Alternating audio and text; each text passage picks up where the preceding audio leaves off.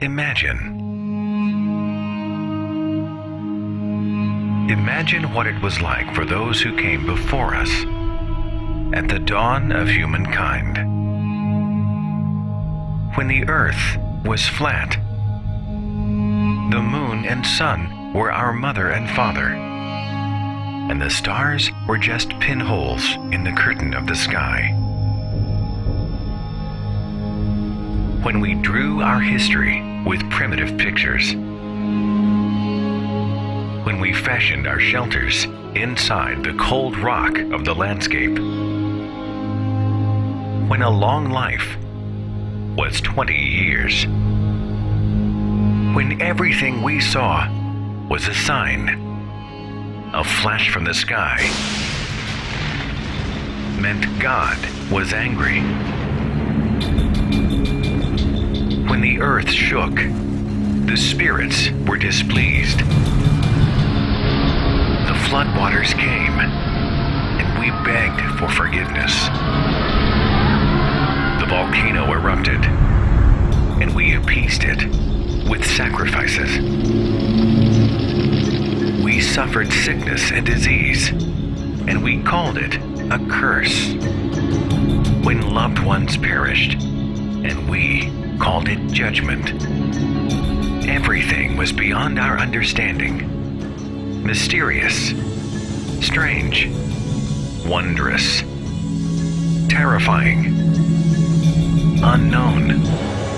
Yet somehow we believed that we were the center of all things. And then we began to see our world with new eyes.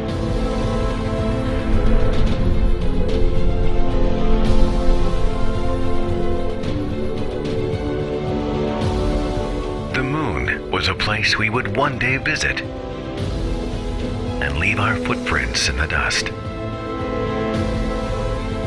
The sun was a brilliant cascade of helium and hydrogen. A star, a single solitary star, among 100 billion stars, inside a single galaxy, alongside over 100 billion other galaxies, in a universe born billions of years before us.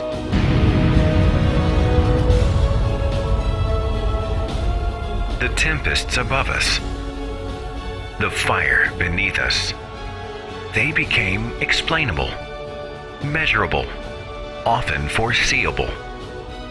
Our crude illustrations gave way to rich expressions of picture and verse that ignited the imagination. We built our shelters from wood, mortar, glass, and steel. We discovered living worlds beyond the naked eye, and we inhabited that world to understand and begin to conquer sickness and disease. We began to unlock the code of our very being and discovered the bond we share with all living things. We celebrated long lives of over 100 years. Our age is a new age of enlightenment. At this very moment, humankind is beginning to grow beyond the childish fears of its infancy, to refuse to be satisfied with unanswered questions, to acknowledge a universe much grander and more wonderful than the superstitions of our ancestors would ever allow, and to understand that even though we occupy a tiny planet inside a vast universe, we are still part of it. We are growing. We are learning. We are achieving. We are evolving.